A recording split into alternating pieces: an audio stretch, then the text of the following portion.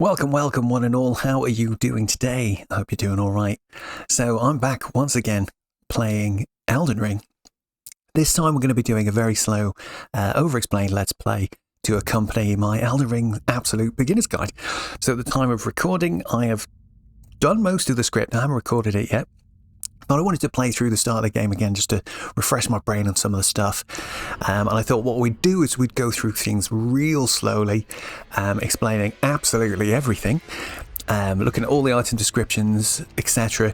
We're going to restrict ourselves. I'm just going to turn the music down for a second because it's quite loud in my headphones. There we go.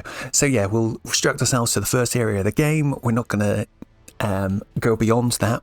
We'll find the first map piece and use that as a sort of boundary of the Let's Play.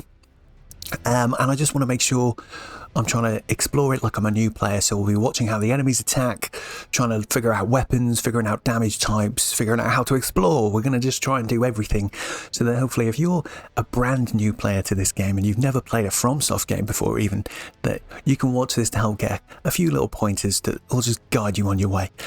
Similar thing happened for me before I got into Dark Souls the first time, so I'm just paying that sort of favour back. The first thing we're going to look at here actually is the game options. So we'll just have a quick look through these. So I would recommend you change some of them. This music is extremely intense, isn't it, for the main menu, and while we're looking at this, and it's just going to loop and come again. So we'll leave it on volume level 1 just so we've got a little bit of background noise.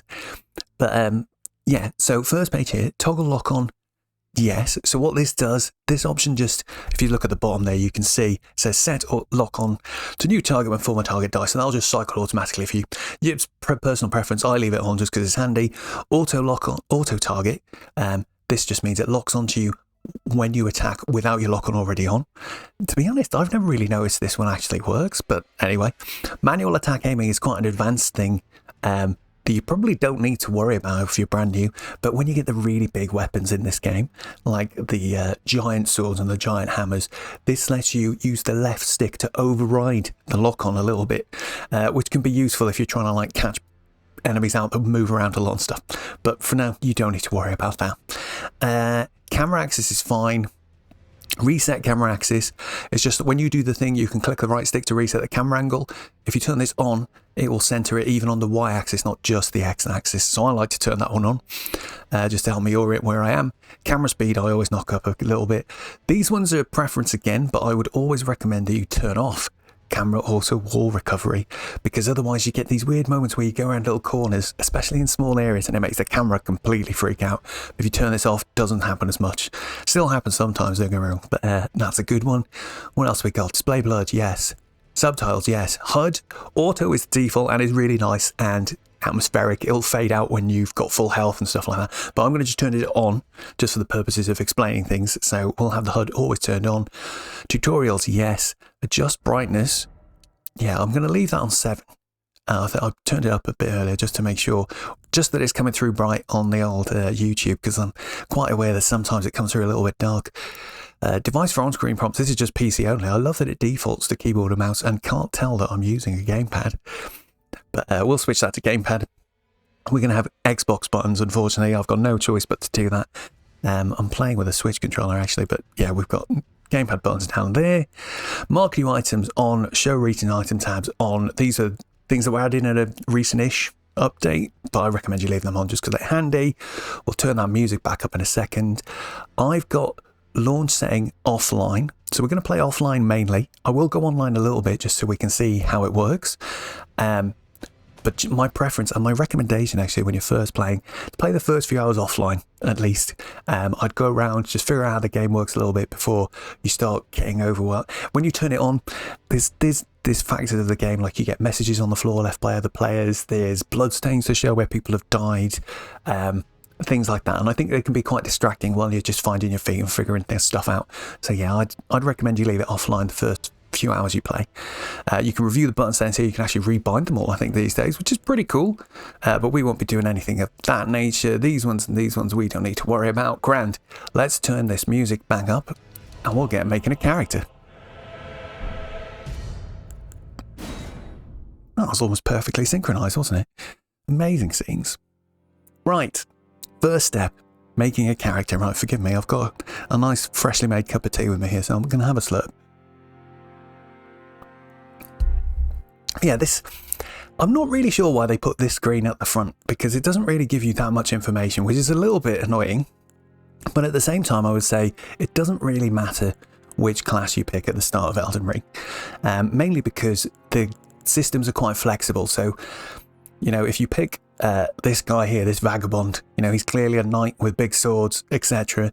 He can cast magic if you want. You know, he can be a healer. Like, you just have to spend some points in his stats, and then get the tools that he needs to cast those spells and stuff, right? So if we press at the bottom of the screen here, actually, we'll just talk about this. I have actually got, is my mouse highlighter working? Oh yeah, here. So down here, oh no, it's not working on my recording. Hang on a sec. I wonder if I just quickly switch this over like this. Now will it work? Yeah, there we go. So over here, you can see this is just like most screens that are like menus have this little thing at the bottom, which just sort of shows you a little bit of your shortcut keys, what buttons you can press. So we can press a button here to show us our stats for our characters, and you can see these little pictures as well just underneath these stats that show like what tools they've got. So we can see this guy's got a sword. I know from experience this is a halberd. We've got a shield, and this is a thing that's relevant to the game, but you're not, you know, as a new player, you're not going to know. I wouldn't worry. Everybody gets, oh, accidentally selected him. Everybody gets this little thing. It's a grace item. We'll find out what it does in a bit. But essentially what we're interested in here is if we press, you can see we've got a button at the bottom for help as well. So if I do that and press explanation, you can see we can just move the cursor through these items on the menu. We can do all of them. But this just gives you a nice little description of each of these. So maybe we'll just quickly have a look at these. So we got Vigor, that's our HP, health points. Also affects some resistances and immunity, which are like status resistance, basically. We don't need to worry about too much of those for now, but Vigor is mainly health. Okay, so that's good. You run out of health, you die, fine. Mind, this determines FP. So FP is like, I think it stands for focus points. It's like magic, mana, whatever you might want to call it. You use this to cast spells, use special skills with your weapons, stuff like that. Down here, endurance, so this governs our stamina, and it also determines how heavy our equipment can be. So the higher your stamina, you get more, the higher your endurance, the more stamina you get, which means stamina is used for all your sort of like physical actions, so like sprinting, swinging your weapon, doing rolls, things like that. And the amount of equipment you can wear, like if you look at these three characters we can see on the screen here, these guys over this on the right hand side have got less equipment than this guy, so their equip burden will be less than these ones. So you put that up if you want to wear heavier armor. These next stats, strength, dex, intelligence, faith, and arcane, these are all primarily used to govern what you're allowed to use. They're sort of ability gates, I would say. So if you want to use big heavy weapons like big hammers, big axes, strength is what you'll need. You'll need high strength to hold those and use them properly. Dexterity is for like more skillful weapons, right? So smaller swords, fencing swords, curved swords, things like that. Intelligence will then gate your ability to cast spells or use magical tools. Faith is the same but for miracles, which are like a different kind of spell again. And then arcane is another sort of spell casting stat. So these primarily gate your ability to equip tools and use them. They also do increase the damage of related things, but that's something that doesn't really come into play till much later in the game. So when we get to the point that we start leveling up, maybe we'll talk about that a little bit more to get into a bit more detail. So, right, how do we get rid of these? How do I go back? Oh, there we go. So you've got a lot of characters to choose from. They're all pretty good. They're all give you a different play style. So we've got Vagabond's Classics, or sword and board. It's got a lot of armor, big shield, a couple of weapons. He's good. Bandit, bit more nimble, so you dual wield swords, pretty cool. This guy with an axe and shield, very nice. Then we've got your standard sort of thief. He's got like a knife. Astrologer is like a mage. This guy is like a cleric, so they can cast miracles. If you look very closely down at these items here, we can see this thing here. This is like a magic wand. That's a sword, shield. This guy here has got a staff, or sorry, not a staff, a spear. And then this thing here is called a sacred seal, and that's the thing you need to cast miracles, which are a different kind of magic. Got samurai, very popular starting class. He is a good pick, I'd say. He's got a lot of good tools straight away. A cool sword, got a bow to begin with, very nice. Prisoner here is like a mix of samurai and astrologer, so he's got sort of dexterity-based weapon and can do magic straight away, which is pretty cool. And then this guy is more of a mix between the sort of vagabond and the cleric. Oh, prophet, sorry. Yeah. And then this class is what I actually picked on my very first playthrough. Very balanced in all stats, but starts with basically no equipment except for a club, which is quite funny. So we're gonna go with vagabond for this playthrough. This body type is just stereotypically male, type A, stereotypically female, type B. Choose your preference. I'm going to go male just because I like the voices better. But let's just give this guy a name. What are we going to call him? Rob Dude. Absolute beginner's guide. Body type A, we'll leave that. Age, this is just literally changes the face of your character and how wrinkly they are and stuff. Doesn't really do anything. Origin again. So this is the class selection again. But you get a little bit more of an idea of what they're like this time. I think you can see what sort of gear they've got. But yeah, like we said, we're going to go with Vagabond. Keepsake. So this is like an item you can take with you at the start of your adventure. Doesn't really make too much difference. I'll tell you now, you can find all of this stuff in the game. So you're not going to miss out on anything depending on what you pick.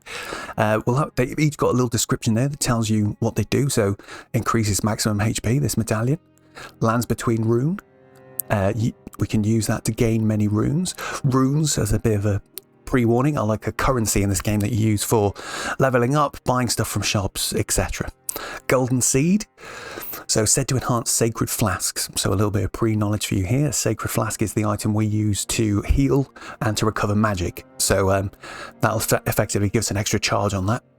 Fanged Imp Ashes. Ashes are said to hold spirits within, so eventually we get we get an ability to summon ashes, which is pretty cool. So that's an Imp Ash we can use a bit later in the game. Cracked Pots. These are quite cool actually, so you can get thrown items in this game that you craft yourself and they use a cracked pot.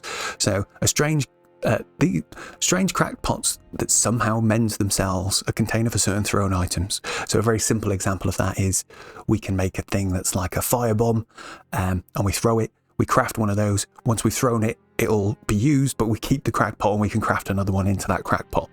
So that's quite good. Stone Sword Key. Two stone keys shaped like swords. Breaks the seal on imp statues, but can only be used once. We don't need to go into that. I think that's quite self-explanatory. Bewitching Branch. 5 sacred branches charged with beguiling power, said to originate from the demigod Mikola. So this lets you charm an enemy. If you've played any sort of fantasy type game before, you'll know what that means. But it means you can use it on an enemy and it turns them to be your ally temporarily. Boiled Prawn boosts physical damage negation. So that's just like a sort of consumable item. Shabriri's Woe. The crazed likeness of a noble whose eyes have been gouged out attracts enemies' aggression. So that's an item you pick if you're a bit of a maniac. Do not pick that one unless you're a lunatic. I think for our first pick, we're just going to take something relatively straightforward.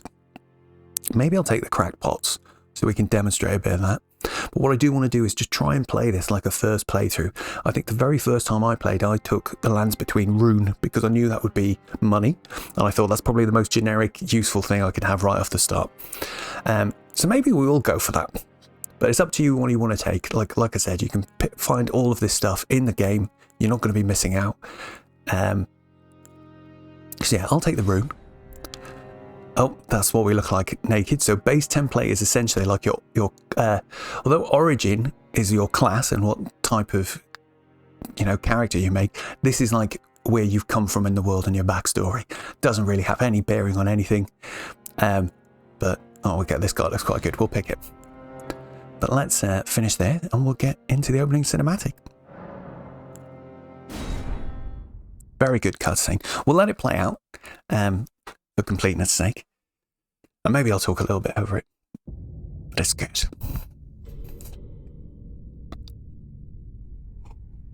The fallen leaves tell a story.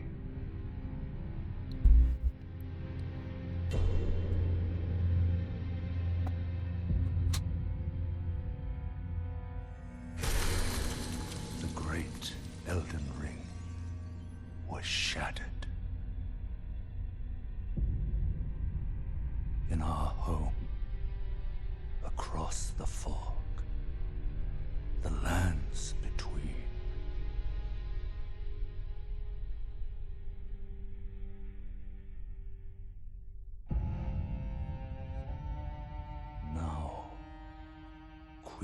Marika the Eternal is nowhere to be found. Just to say, it is supposed to be a bit confusing.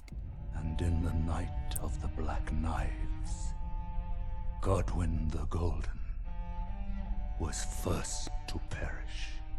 Interesting. Soon, Marika's offspring, demigods all, claimed the shards of the Elden Ring.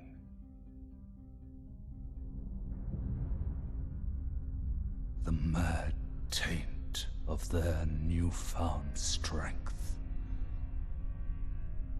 triggered the shattering.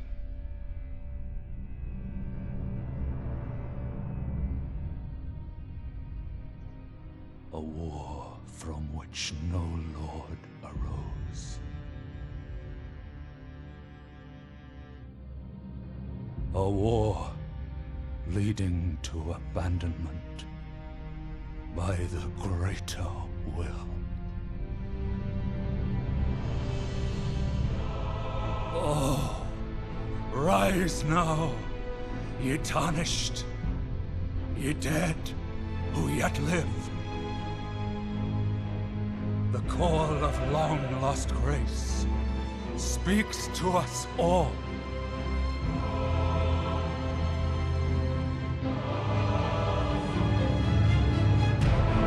Horalu, chieftain of the Badlands, the ever-brilliant Gold Mask, Fear, the deathbed companion, the loathsome dung-eater, and Sir Gideon Ofnir, the all-knowing.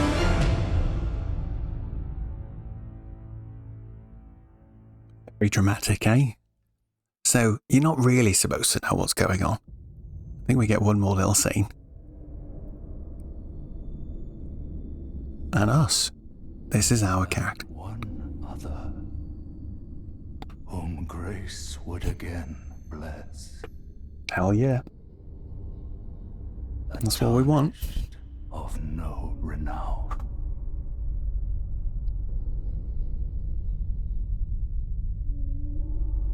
Cross the fog to the lands between.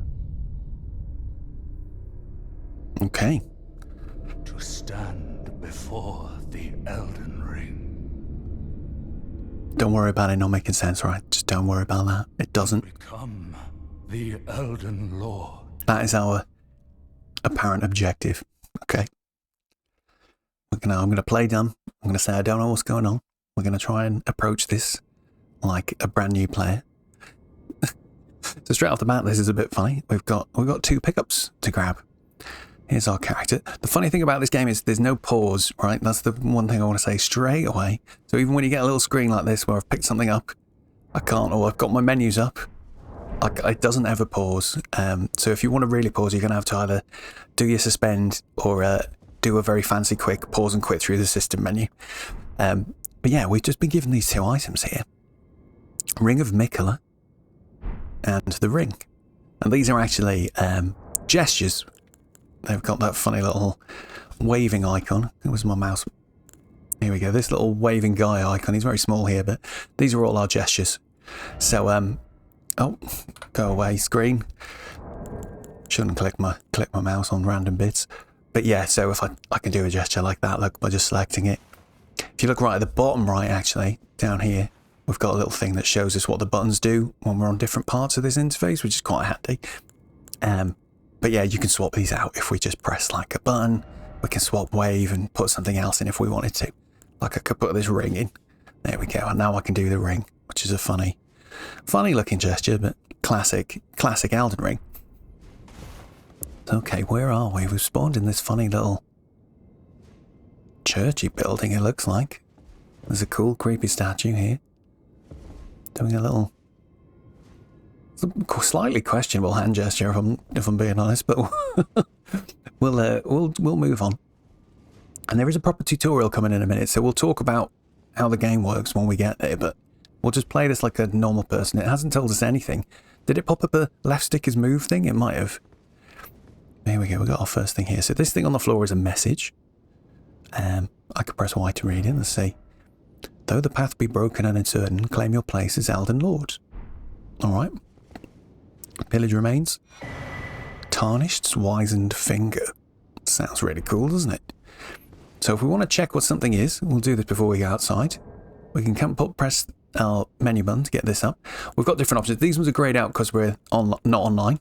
And this one's grayed out because we can't item craft yet. I haven't got you need to buy a crafting kit for it. So don't worry about that for now. But we'll have a look in our inventory. Oh, here we go, tutorial time. With the inventory menu, you can browse the items you're carrying, drop them on the ground, or throw them away. You can also use tools from the inventory menu. So we've got a button then to show a large image and explanation, and we can toggle our character data. Oh, another one. New inventory features, which is a bit confusing for people who've never played this game before. But essentially, this is just telling us that we've got a new recent items tab, and new items have an exclamation mark on them. So you can see that if we look over here. Come on, where's my thing? This is our recent. These are the tabs across the top here. Oh, they changed with the mouse pointer. That's interesting. So that's that. And then we've got, these are our items. You can see the exclamation marks disappear as I mouse over them.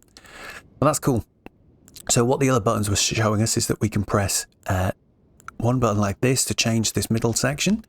That lets us read more info about it. And then we can press another button to change this right-hand side.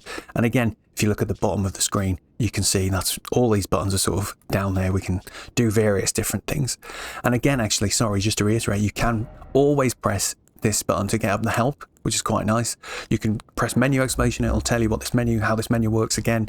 You can also go to the explanation and it lets us do that thing again where we can scroll around and click on all the text. So that's quite useful. But let's have a look at this tarnished wizened finger. What does it do? Used to write messages to other worlds. So it's an item that essentially lets us write messages on the floor to other players. Can I actually use it even though I'm offline? That's an interesting... Yeah, I was going to say. Probably doesn't work when you're offline, but that's fine. There we go. We've got our Lands Between rune, consumable. We can use it to gain 3,000 runes. Grace said to have once dwelled in the eyes of inhabitants of the Lands Between, the lingering residue of gold. Used to gain 3,000 runes. No grace resides in the eyes of the tarnished. If it ever did, it is now lost. So the game is quite mysterious, as you might have gathered from that intro. It doesn't really spell out. I mean, you can see kind of what's happened, but you don't really know what's going on. But a lot of the pieces of information you want to get, if you want to find out what's going on in the story, you'll start to pick out from reading what the item descriptions. But I do also want to say, completely optional. You don't need to worry about that stuff. But I think you'll naturally, if you're a curious person, start wondering what stuff is. Like, what is this thing? Memory of Grace. The memory of first Grace, which once guided bygone tarnished in the Lands Between. Lose all runes and return to the last site of Grace visited. It is merely a cycle. Stand before the Elden Ring. Become the Elden Lord. Well, we don't quite understand what that means yet. This middle sentence... this one here, lose all runes and return to the last site of Grace visited. That is what it does. Oh, we can see that from here. So a lot of the time, your short description of what something does will be here. If you want more information, you can click like this. But it is worth looking at things like this because sometimes you do figure out, you might get a clue of where a key gets used, for example, things like that. Right, we've got all of our armour as well, so that's cool. Let's just leave that for now. So we've picked that up. Let's just head on out the door, I guess, and see what happens.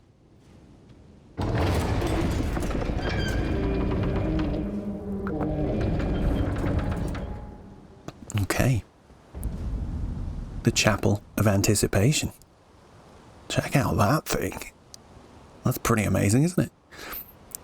So where the heck are we? We've just come out of the chapel. Careful you don't fall off. Oh, a tutorial. Right stick, camera controls. Very informative. Yeah, so we want to be careful we don't fall off here. It's very easy to fall off edges in this game, so be mindful of that. But this looks pretty cool. We've got this mad cool gold tree. Some sort of like castle or something, I guess, right in front of us. Looks pretty imposing. Very cool looking. See some other bits in there. It looks like there might be even another little castle over in the distance over there. See some little spire or something over that way. We got the other direction. Some sort of like aqueduct, viaduct over there. Looks interesting. This big thing here looks cool. Is that like a tomb? We've just come out of here. Now, I'm the kind of person that does play these sorts of games like this. Like, if there's a little sneaky corner to go, I will go and check it out. And in a game like Elden Ring, it is always worth checking it out. Because you never know what you're going to find. Smashing boxes, also good. Sometimes you'll find a little hidey hole underneath there that you go through, find an item. So always be curious, always be nosy, poke around every corner, see what you can find. What's around here? Oh, hello. This door is blocked shut. Interesting. Okay, that's cool. What I'd recommend you do, and we'll just do this for the duration of playing this. Oh, my notes are open already. Perfect. So what was this place called? Chapel of Anticipation. Blocked door. Let's make a note of that. I'd recommend you make notes when you play this. It's totally up to you. There's ways we can do it on the map and stuff as well, and we'll look at that as we get there, but we'll take a note of that just so we can remember to maybe come back here. We're going to try and make sure we get all the secrets that we can in this first area before we finish this Let's Play. I have no idea how long this is going to be. It's already 26 minutes and we haven't even got to the tutorial yet. Oh dear. I hope you like a long video, guys, because this is going to be one. Doesn't look like there's anything in this corner. The game is quite dark. Like, I'm aware that these shadow areas are going to look quite dark even on the old YouTubes, but it's on purpose. They've done it so that there is like a lighting mechanic. We will need torches to see in dark places sometimes. So, yeah, just be prepared for that. Oh, I don't think there's anything else over there. Let's go and have a look down this way. This looks pretty dramatic, and like the way we have to go, so let's just have a quick scoot around here. Anything to find? Any little items? Any little treats? Nope. Doesn't look like. Oh look, there's a cool... So I don't know if you can see that. Hopefully you can. There's like, directly above my head, there's a sort of doorway, and it's all got golden sort of fog in it. That looks pretty cool. Pretty cool statue. Looks very Christ adjacent, not gonna lie. But let's carry on. I don't think we're gonna find any little sneaky treasures here. It's been a very long time since I've played this properly. I've only ever completed it twice. It's an enormous game. But we'll see. Let's see what's going on. This door looks really cool. This statue is really cool as well. What's behind it? Oh, steady on. Right. So, this is typically what I would describe as a boss encounter. So see, we've got a health bar at the bottom. That means we're in a boss fight. I'm not going to fight this properly because as a new player, you wouldn't really know how to fight yet. So you might not even know what the buttons are. I'll tell you one button for free. R1 and R2 is attack. Oh god, so we'll try and attack him. Oh, oof. Oh dear. He killed us very quickly.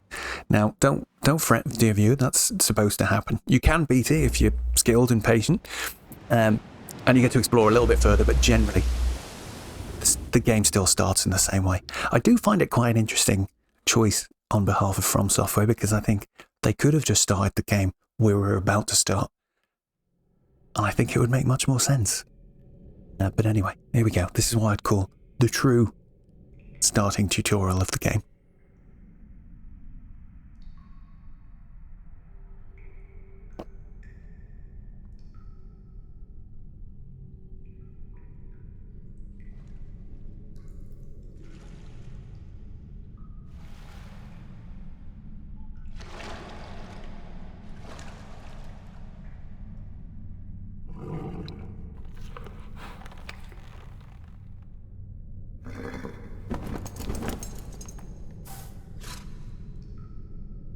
Don't worry, Torrent. Fortune is on his side. We found him here, after all.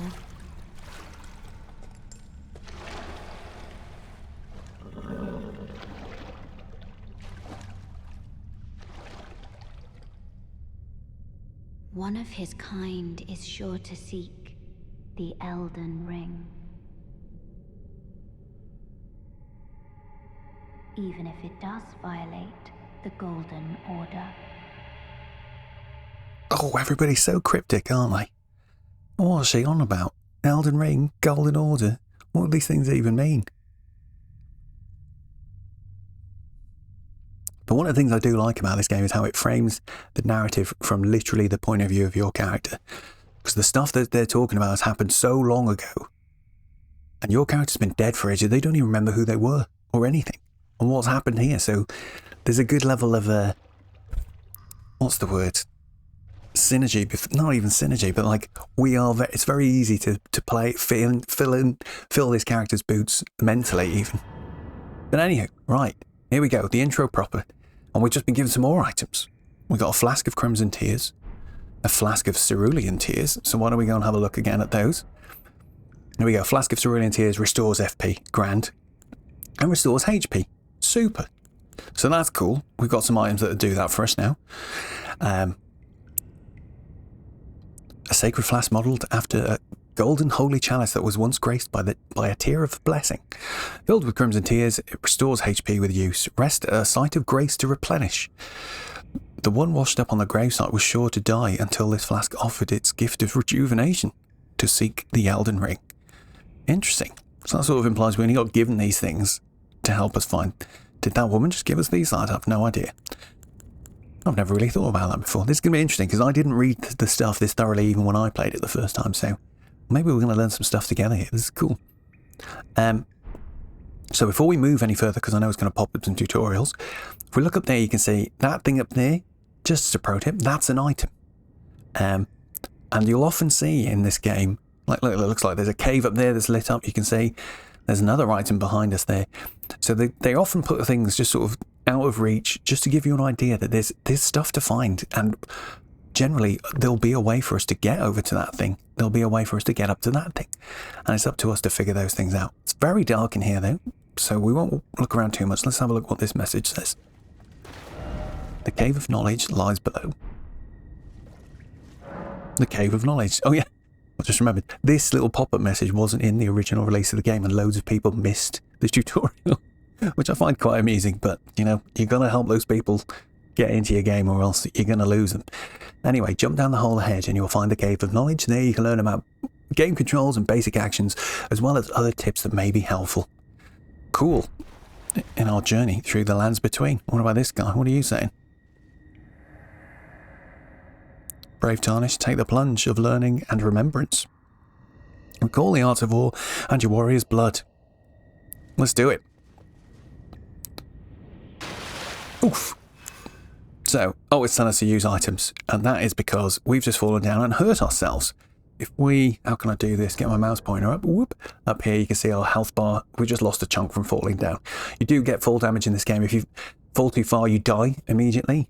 So you need to be careful of that. And it is it doesn't seem very far between falling and taking no damage to then falling and dying. Like, there's only a small range. You can Google that if you want, just to figure it out and have a better idea. But there are ways in the game that we'll get to figure out lethal falls. So hopefully we'll get to look at those soon. But it was telling us we can press a button to use our item. And what that's trying to tell us about is down in this bottom corner. How do I do? Oh, I can't do it because I've not got a mouse pointer on the screen. Down in this bottom left corner, we get this off again. You can see we've got a flask of Crimson Tears, and this is essentially like shortcuts to our inventory, and we'll look at those a bit more in a minute. Or maybe we can do it now. Let's have a look. If we go equipment, so this is our equipment screen, right? So this is where we choose what items our guy is currently using and going to fight with and be able to have quick access to. So we can equip armaments, arrows, bows, bolts, armor, talismans, and items. So we can equip up to 3 armaments to left and right hands. The actions each armament perform will vary based on which hand is holding it. So that's fine. Essentially, what that means is there are some weapons that will do parries if they're in your offhand and things like that, but that's complicated. We don't need to worry about that just yet. You look right at the top of the screen, up here, this shows us like what the slot's called, and then we can see what's in it as well. So we see we've got longsword, halberds, heater shields, here's our armour, we've got head, body, arms and legs. This is called a talisman slot. We don't have any talismans yet. And then this is our quick use items down here. So we've got our lands between rune ready to use. We've got our health drink and our magic drink ready to go. You can just click into these slots and pick other things. So if I could put like my wizened finger in there, look, and I've got a shortcut to write a message on the floor whenever I want. So that's pretty cool. The only other thing I think that's worth mentioning for now is you can, if we go to the explanation, so again, each of these things will have stats. So you can see here, this is a weapon, and maybe we'll talk about this a little bit more when we get to the point that we're like upgrading things. But for now, you can see we've got attack power down this side, a thing called attribute scaling here, the attributes required to use that weapon, how well this sword will guard if we use it as a shield, and then we've got all of our stats down the side here. But the main one I think that's worth mentioning right now on this screen is equip loads. So you can see here, this is showing our total weight of all equipped armaments and armor. So the movement will get slower as we weigh more. So you can see we've got 38 of 49 there, and it says we're on heavy load. So that means we've got slightly, we'll do what's called a fat roll, lovingly in the community, which means our roll animation looks like this, which isn't too bad, but ultimately you probably want to do something more like, can I take that off? Yeah, there we go. If I've taken my helmet off, now I can see over there, it's now saying over here, I'm on medium load. And what that means is now that my roll is a bit faster. You see, a lot faster than it was before. You can even strip down to light load as well, like if I took everything off. There we go, now I'm on light load. Now you do the fastest roll. And just to give you a little bit more info, so rolling is something that we use to avoid enemy attacks. So we'll look at that in a minute. And basically the different roll types have different sort of invincibility frames and stuff like that. We'll come back to that in a minute. But anyway, we've just had a look at equip load. Now we can roll a bit faster. Let's get up here and see what happens. Sites of Grace. Resting at a Site of Grace will restore your health, your magic, cleanse any status elements, and it will refill our flasks. However, most of the enemies you've defeated will be revived. You can find Sites of Grace by going where the light converges. These explanations are acquired in the form of info items that you can look and find in your inventory. So that's pretty useful to know as well. So just as an example, let's drink. I'll drink like it instructed us to if I drink my blue one as well. Oh, I forgot to talk about this actually. These items at the bottom corner, they're laid out in that position because we use our D-pad to cycle them. So if I had multiple weapons or multiple things in each hand, like I can switch between my two weapons by just tapping right on the D-pad.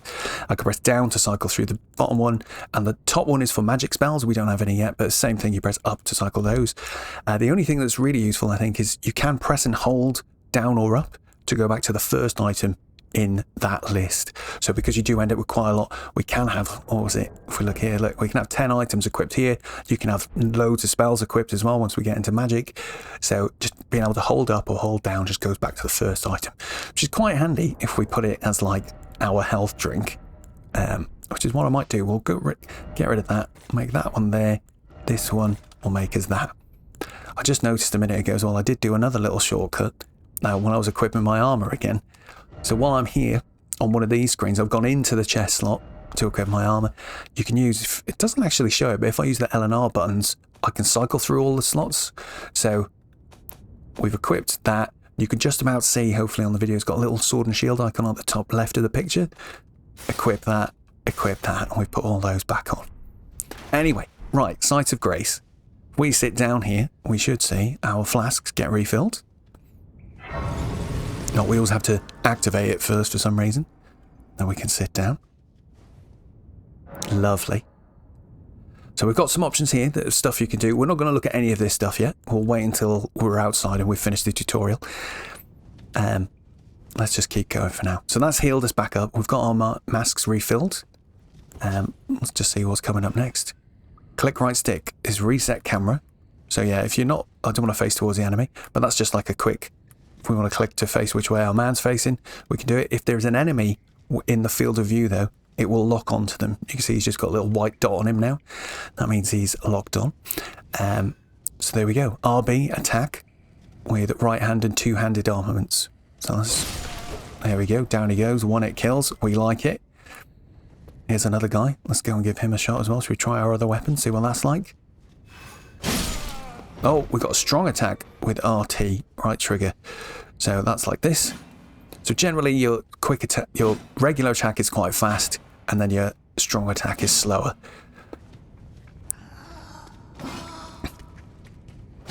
Lovely, easy enemies for us to practice on. Guarding. Use an ornament in your left hand or both hands to guard against incoming attacks. I think they tell us about how to two-hand in a minute, but I'm just going to shortcut that. If we press the L button, I can hold up my shields, as you can see, like this. So that lets us block. If I was holding my staff in two hands, and we'll talk about how you do that properly in a minute, you can also use this to block. So a shield is obviously going to be better at blocking than this, and you'll take some damage, things like that. But yeah, that's how we do blocking. So let's just try out some blocking and some dodging as well. So we can avoid enemy attacks with a dodge roll or backstep. Both of these actions consume stamina. So if you stand still and press the button, you'll skip back like this. And if you do a direction, you'll roll. You can sort of roll in sort of 8 directions, quite useful. And let's see if we can get a block as well, just to see.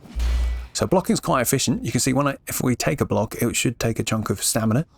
Green bar at the top. This guy's kind of weak, so it's not taking very much. The bigger and tougher the enemy, the more stamina will drain when we block an attack. If we try blocking with this, let's see the effect. So there you go. You can see it took more stamina blocking with this, but you can also see my health's getting taken just a little tiny bit every time he hits me. And in fact, if I switch to this weapon and do my sword and do the same, let's see what we get there. Come on. Trying to over-explain this.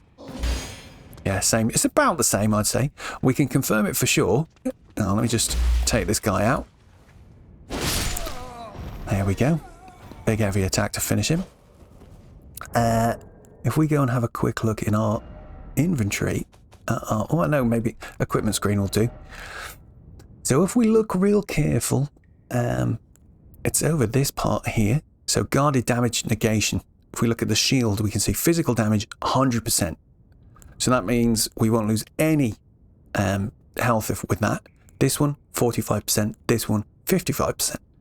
So the shield's more effective, and then you can see these other ones underneath are just how well that thing defends against other types of damage, so magic, fire, lightning, etc. Guard boost at the bottom is a number that, I can't remember how to explain it nicely. How did the game explain it? Stability of character's defense. The higher this value, the smaller the amount of stamina consumed when guarding. So that's what that does. Cool. Right, let's crack on. I'm conscious of the time. It's great though. I've always wanted to do this. Oh, I jumped before the tutorial came up. So we got a button to jump, which is quite nice. Jumping is good in this game. You can always explore and climb up things. Hold L, B and dash. L, left stick and B is dash. So for that, you're going to hold B and you run. So it's the same button as you're rolling, but if you hold it, you do a little run, which is quite nice. These things we'll have a look at right now. So pickups in this game are very, very easy to spot. They're always nice. The flowers always glow. Pickups generally have a nice sort of glow to them, so it's very easy to see when you need to pick up items. We can just pick those up. Materials. In every corner of the lands between, you'll find fruits and flowers, mushrooms and butterflies, and various other useful materials. These can be used for item crafting.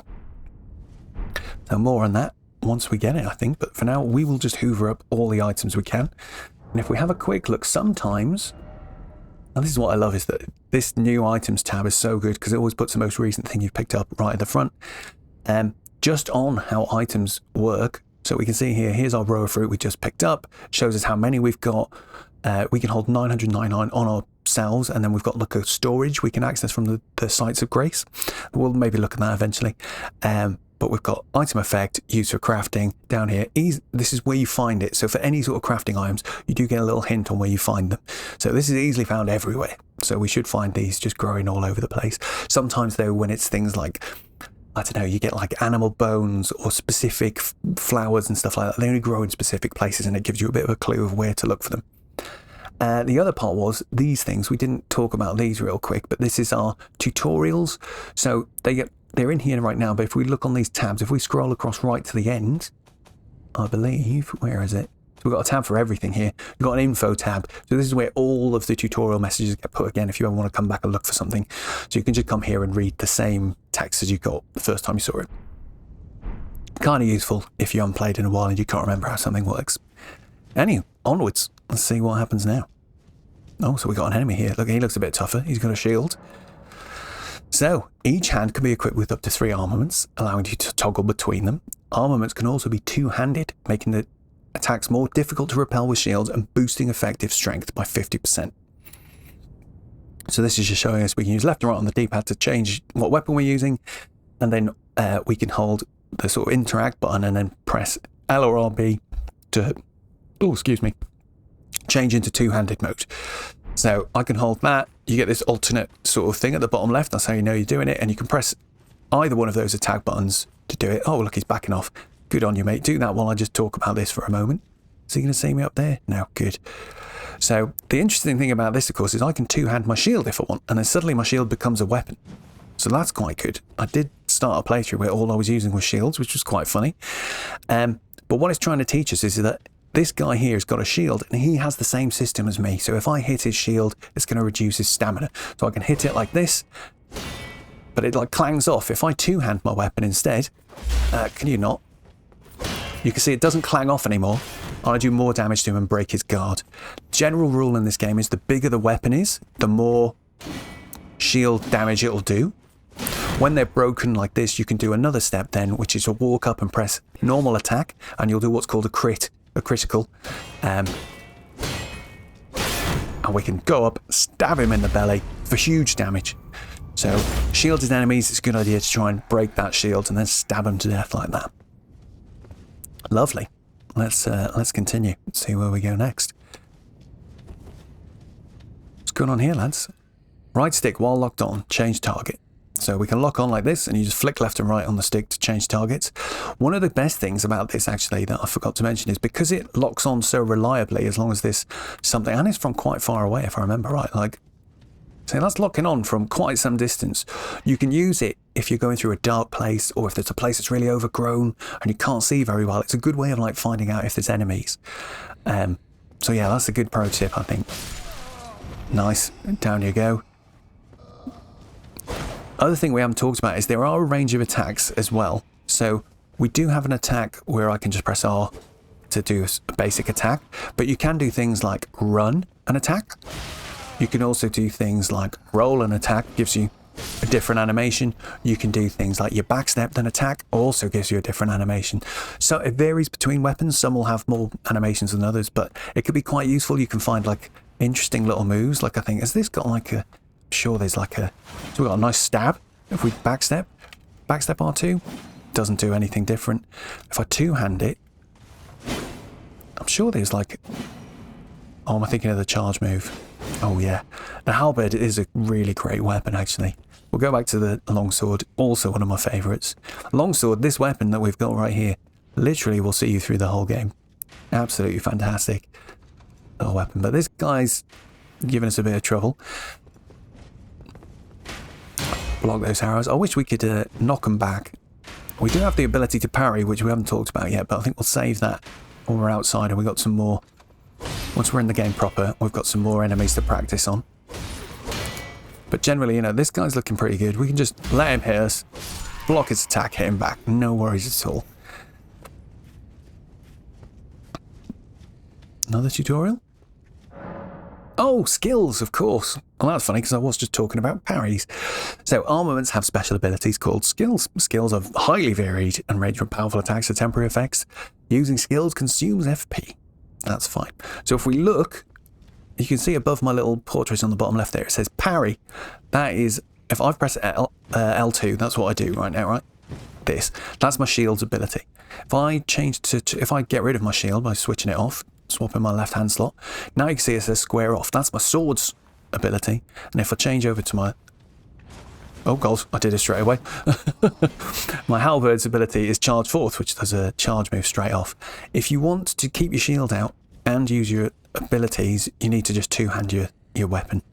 So if I just do that, I could put this away, and the abilities are all different stuff. So the shield can do a parry. So if I time it right, I can hit his attack back at him. Very hard with these very slow attacking enemies, I find, to do a parry.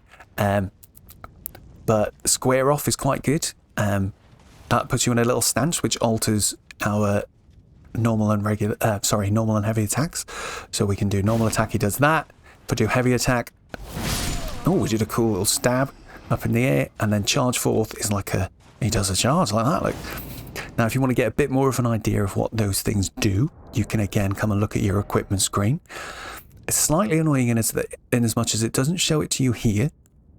So if we go to change this weapon by clicking on it, now I can press switch display, which is shown at the very bottom of the screen down here.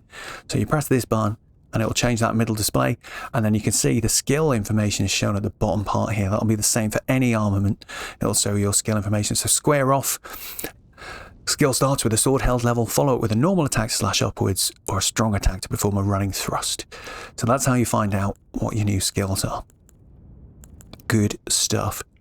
So yeah, what's this one do? Let's just read it. Charge forth. Quickly charge forward with the armament at the hip, carrying momentum into a thrust. Hold to cover a greater distance. Cool. Didn't realise you could do that. Parry. Use this in time with a foe's melee attack to deflect it and break that foe's stance. This provides an opening to perform a critical hit. So again, breaking the stance is very similar to what we were doing when we were smashing the shields to one side. It lets you go and get a free critical hit and do loads of damage. I think there's a tutorial for that coming in a second, actually. So let's go a bit further and see what happens.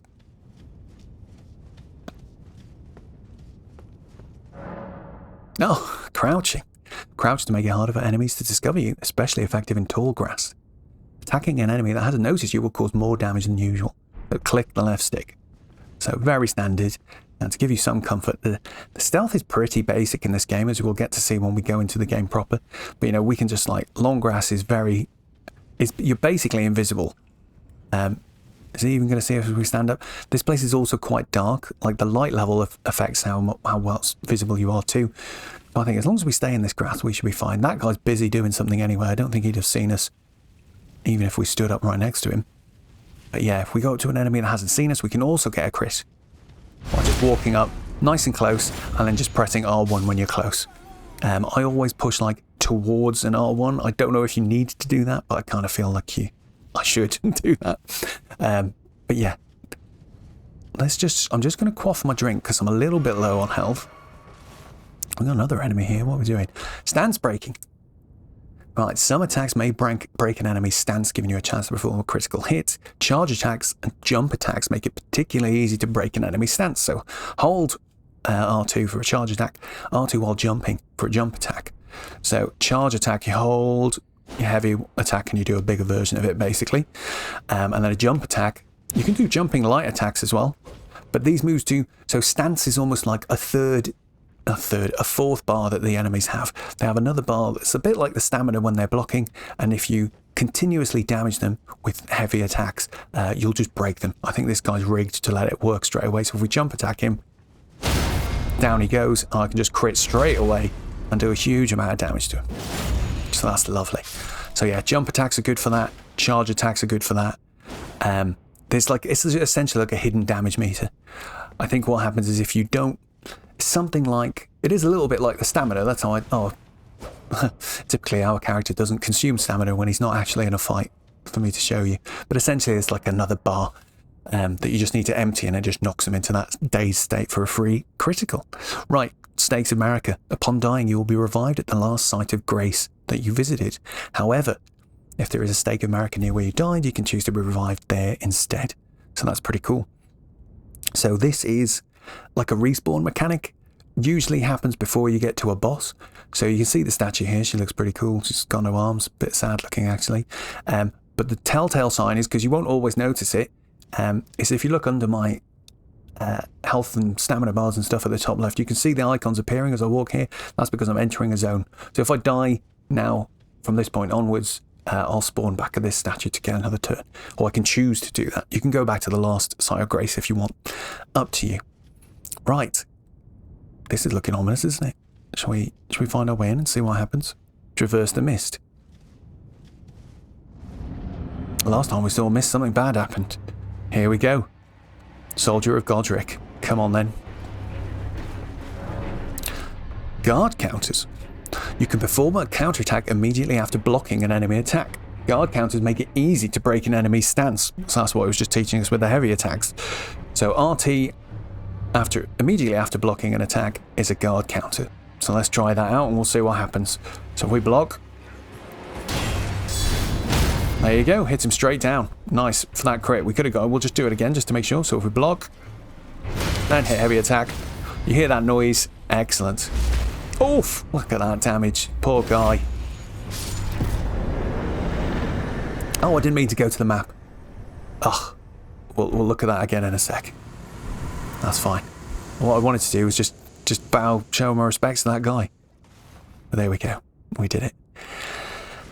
So that's quite good. You get a lot of damage on those crits, so that it's a very critical, it's a crucial part to doing well in fighting in the early game, I'd say.